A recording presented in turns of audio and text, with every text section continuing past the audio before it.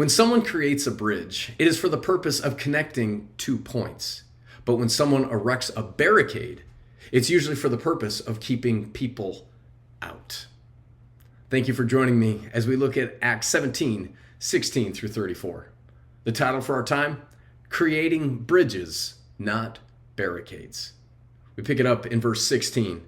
It says, while Paul was waiting for them, his traveling companions in Athens, he was greatly distressed to see that the city was full of idols.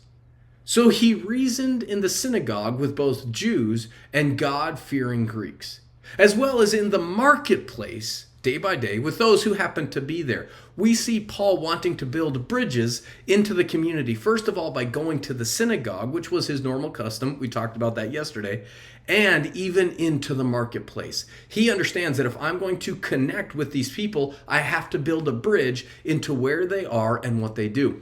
While he's sharing the good news of Jesus, some people overhear him. They want to know more. As a result, he is given an invitation to come to Mars Hill or to the Areopagus. Here's a place where people would come together and share different ideas, and they would debate back and forth. Well, Paul's been invited to share more about who Jesus is. Here's how Paul approaches it. In verse 22, he says, people of Athens, I see that in every way you are very religious, connecting a bridge. For as I walked around and looked carefully at your objects of worship, I even found an altar with this inscription, to an unknown God, bridge. So you are ignorant of the very thing you worship, and this is what I'm going to proclaim to you. Then he talks about how amazing God is and how God created everything, and eventually Jesus is going to judge all of humanity. Then verse 28, he even highlights, for in him we live and move and have our being, and some of your own poets have said, we are his offspring. We see Paul building a bridge into the marketplace, then into the Areopagus, then into their religious culture, then into the idol that is an unknown God, and then even into their poets. The whole purpose of building a bridge is to connect these people to Christ. I love his approach with addressing culture. Now, sometimes churches and Christians don't want to build bridges. They think we need to build barricades. Yes, we are in the kingdom of God, but we're the only ones that need to be here. As a result, we put up a barricade to protect ourselves from other people trying to get in. Now, we would always say we're about the gospel. We want to see the gospel advance, but we don't want to see people from the world affect the way that we are worshiping God right now.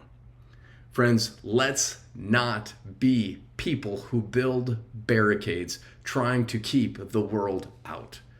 Rather, let's build bridges that God can use to bring people into his kingdom. Never forget, you are loved.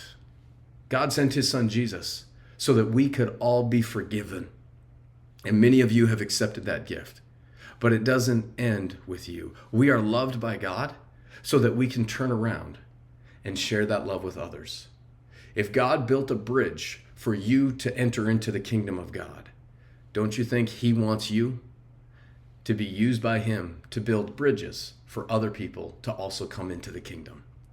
If God built a bridge for you, let's be willing to build a bridge for others. You are loved to love others.